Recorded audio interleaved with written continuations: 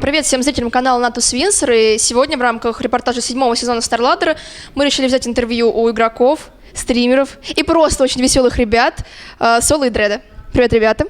Привет, ребята. Здравствуйте. И, в общем, первый вопрос. Неспроста же мы решили взять интервью у вас вместе одновременно. Я думаю, вы в курсе, что в глазах нашей публики вы выглядите своего рода дуэтом. А вот как вы думаете, как так вышло, что вы стали этим дуэтом?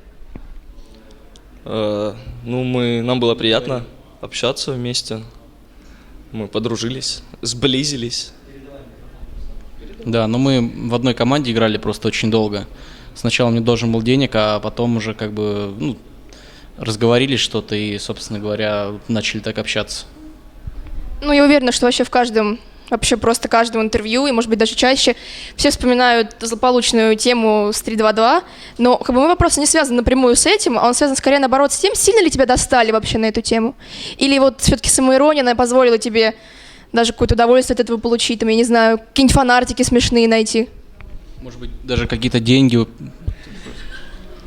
Удовольствие мне эта история точно не принесла. Да нет, на самом деле, я волновался очень на эту тему.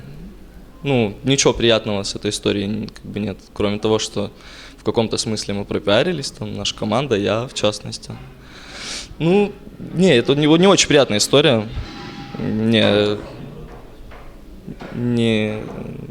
У меня с ней только неприятные ассоциации, на самом деле, это очень плохой поступок. Я вот недавно давал интервью тоже Факеру, извинялся уже перед тем комьюнити, перед теми, кто будет смотреть, перед нашими фанатами, перед хейтерами, перед всеми, потому что это, действительно очень плохой поступок, и я впредь не собираюсь больше такими вещами заниматься, и вот ничего хорошего.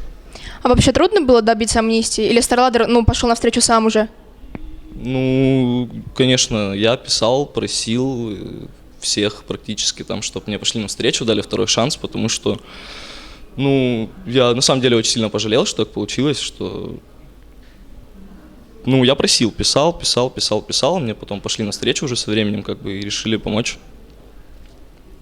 Все хорошо, что хорошо кончается, но вообще за то время, что вы играли, были игроками, вам приходилось менять игровые вообще амплуа, игровые роли, и какая была самая любимая у каждого из вас? Сейчас мне кажется, что у меня лучше всего получалось стоять на миде, учитывая то, что я занимался этим всего, наверное, месяца 3, у меня это получалось лучше, чем получилось на этом StarLadder посаппортить, покапитанить, поэтому я еще буду думать. То есть, наверное, мид мне все-таки ближе, чем роль саппорта. А у меня, в принципе, не получалось играть абсолютно нигде, поэтому не знаю даже, что сказать по этому поводу. Вот. Так оно и есть, по сути. Даже оператор обижает меня немного, но ладно, я думаю, я смогу с этим стерпеть. И я хотел бы еще попросить правоохранительные органы, которые стоят за нами, не в кадре, все-таки одеть наручники на этого человека, потому что мне как-то немножко страшно находиться здесь. Ты боишься, что он тебя на деньги кинет? На самом деле, то, что знают люди, это далеко не единственное его правонарушение, поэтому я не буду распространяться на тему, это может быть использовано против него. Опираясь на свой бесценный и богатый игровой опыт, как бы вы распределили роли в доте вообще по сложности? Понятное дело, что все роли нужны, все профессии важны, но все-таки. Мне кажется, вообще самая важная роль, на самом деле, это роль капитана, координатора, неважно с какой позиции этим занимается человек, будь то мидер или саппорт, или хардер, как в некоторых командах. Роль координатора, она самая сложная, потому что человек уделяет гораздо меньше внимания своей игре, своему личному чему-то, и больше следит за перемещениями команды, подсказывает что-то. Если брать именно лично, игру каждого человека, то, мне кажется, гораздо всего тяжелее катать на кэрри. Очень много нужно ситуаций знать, и правильно в них разбираться. Это более важная роль, чем роль саппорта. А я не согласен с высказыванием. Кэрри, я думаю, это не самая сложная роль, а намного сложнее стоять, например, на хардлайне. Это, возможно, одна из самых сложных ролей. И суппорт это на втором месте роль, соответственно, потому что в игре зависит намного больше от этого персонажа, как они сыграют, как они придумают, что сделают, потом уже пойдет игра, соответственно, и для всей команды в целом. То есть и кэрри начнется подключаться, и мидер уже, базируясь от этого, будет играть. А хардлайнер — это вообще самая сложная роль. Кстати, любая роль сложная. Вот, и поэтому все-таки, наверное, Ты стример. низкий поклон хорошим хардлайнерам. И да, я стример, я горжусь этим, между прочим. Я могу транслировать прямо сейчас даже, если захочу. Я не сомневаюсь, Андрей. Спасибо большое. Да, кстати, что насчет роли стримера и комментатора? Вообще, как она тебе, и планируешь ли ты продолжить сотрудничать с СЛТВ? Ну, я пока еще, честно говоря, не знаю, потому что есть у меня еще такое желание все-таки вернуться и поиграть очень немного. Возможно, Не делай этого. вот, возможно, конечно, это ребячество, и я давно уже изжил себя, но как-то все-таки еще ностальгия немного ностальгии все-таки, конечно, берет свое, и вот вспоминаются все эти времена, и 08-0 Медведев, например. это приятно, Очень конечно, сложная роль еще. хардлайнера, я согласен с тобой, Андрей. Приятно все-таки вернуться еще в игру, играть с нормальными людьми, например, в команде, попробовать, что в последнее время у меня, к сожалению, не получалось. Вот, как-то так. Хорошо, вот ты уже был игроком, ты был комментатором. Да, и не игроком даже тоже был, и даже репортером был, все помнят твой необычный репортаж. А что ты еще хотел бы такого попробовать в киберспорте? Что еще не попробовал, если вообще такие роли остались? Ну, вообще, я хотел бы быть массажистом еще, я думал об этом, в принципе, довольно долго, еще это не попробовал. Вот. Также хотел бы попробовать в роли бармена в киберарене. Мне кажется, тоже довольно весело, очень разные люди всегда, заказы, соответственно, столики, логистика тут тоже присутствует, как добраться до столика через вот эти вот толпы фанатов. Стримы веселее будут, мне кажется, с барной стойки. Прямой репортаж. Хорошая идея. Ну да, вообще в целом направление мысли понятно. А вот вы оба были участниками наших шоу, ГПМ-шоу и неравной битвы. И вообще что-нибудь такое интересное запомнилось, что понравилось, что не понравилось? Я вспоминаю сейчас. Да, я помню, запомнилось, да. Неравная битва. ГПМ-шоу. Я, по-моему, только на ГПМ-шоу у вас участвовал, у меня там не очень хорошо получилось, но было весело вроде. Там с друзьями был. Ну, интересно, хорошо. Вообще идея как бы прикольная. Вот неравной битвы, там ГПМ-шоу. Мне понравилось. Ну, мне, на самом деле, в первую очередь запомнилось то, что я набил больше ГПМа, чем вот этот человек слева, который сидит от меня. Вот. Ну, это, конечно же, не достижение никакое, это так, посредственность. Вот. Ну, а вообще, действительно очень весело, и подбор суппортов хороший, очень веселые ребята. Вот. Так что приятно играть, конечно. Ну, да, вот похвалили все то, что делаем мы, а теперь, наверное, пришло время немножко что-нибудь покритиковать.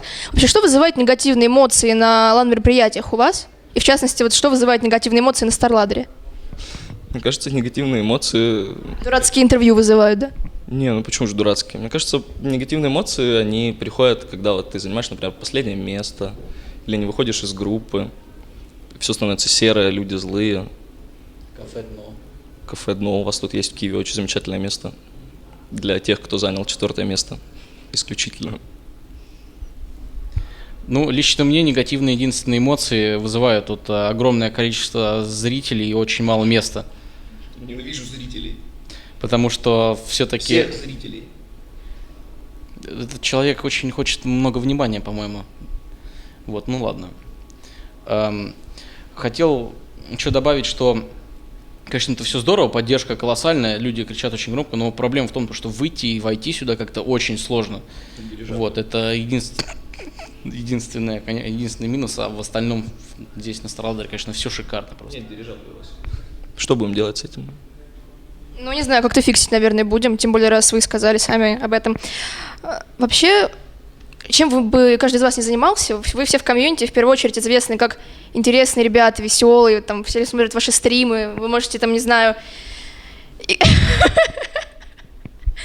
играть просто в какую-нибудь кастомную карту Warcraft и там собирать больше зрителей, чем какой-нибудь супер-пупер китайский турнир. Но вопрос в том, что в вашем понимании значит быть интересным человеком? Мне кажется, в первую очередь, это какая-то, наверное, харизма, какой-то... Ну, вообще, как бы все начинают с чего-то малого. Я вот, например, помню стримы Дреда, когда у него было там по 400 человек, по 500 человек. То есть он завоевывал аудиторию очень медленно и правильно. На мой взгляд, очень правильно, потому что нужно быть разносторонним, нужно вовремя уметь пошутить, быть серьезным, когда надо, быть интересным. Ну, ты должен отдаваться этому делу полностью, мне кажется. А можно вопрос еще раз? Да, конечно. Ну, ты, в частности, да, известен как такой интересный человек в нашем комьюнити, да. Но что в твоем восприятии значит быть интересным человеком? Что ты понимаешь под этим? Ну, не знаю, мне кажется, я вообще неинтересный человек. Меня тащат просто Витюши, Альберт и вот Соло в свое время был, когда еще всем интересен, когда он нормально шутил и не был просто закрытым, как бы это не обозвать-то, я уже был закрытым таким вот глупцом, собственно говоря. Вот, ну и просто набираю людей, как бы, и, соответственно, они тащат меня. Это совсем неинтересный человек, я не эрудирован, я глуп очень сильно. Вот, поэтому, честно говоря, не знаю даже, как таким быть. Ну, должен быть такой человек обязательно. Он должен много знать, должен поддержать тему какую-то, он должен быть эрудирован, должен рассказать какие-то интересные факты, возможно, когда все молчат. Вот. Ну ты можешь, например, что-нибудь сказать сейчас? Когда все молчат. Мы можем помолчать немножко, чтобы атмосферу создать. Хорошо у вас тут. Ну вот, собственно говоря, что я и хотел сказать, как бы то, что не к тем людям вопрос, собственно говоря. Нет, ну хорошо, а какие-то конкретные примеры есть? Вот какие-то люди, которых вы могли бы назвать интересными? В коммуните? Ну, вообще, да, но если есть кто-то очень интересный, там, вроде Жириновского, за пределами комьюнити тоже можешь назвать. Ага. Ну, вообще, я думаю, очень много веселых, забавных людей в комьюнити. На самом деле, все люди, которые проводят большое время в этом, которые варятся в доте, они на самом деле все веселые, эрудированные, ну, подавляющее большинство. То есть кто-то шутит на каком-то очень пошлом уровне, а кто-то старается это делать с какой-то изюминкой. Ну, вообще, на мой взгляд, комьюнити в доте, вот, которая там старше 18 лет, может быть, даже немного, ну, даже, наверное, старше 16 лет, это все как бы интересные люди. Ну, интереснее, чем там какие-нибудь лолеры. Вообще, да, на праве шутки я, конечно, сказал вот, насчет мега-эрудированности какой-то и что-то такое, но по факту, действительно, даже когда я начинал играть еще, то я замечал то, что как-то намного, как бы это сказать, намного более в другом русле, что ли, идет общение, как-то понимание с этими людьми, в принципе, лучше. И даже не в плане доты, а просто в плане, я не знаю, того же юмора, того же общения как-то строится намного проще. Люди действительно какие-то такие прям, что ли, веселые, прям, я даже не знаю, как сказать, но немного другие все-таки киберспортсмены, в отличие от обычных простых людей. Смерть. Ну, наверное, для приличия надо какой-то вопрос про доту задать там напоследок, про вот сезон, какие вообще прогнозы там, на кого поставили бы. Почему бы?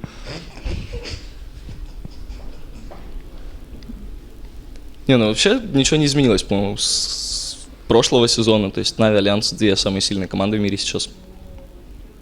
Все остальные, ну, есть какие-то средние там, которые ниже уровнем. Каипи, вот, например, сейчас хорошую доту показывают, интересная команда.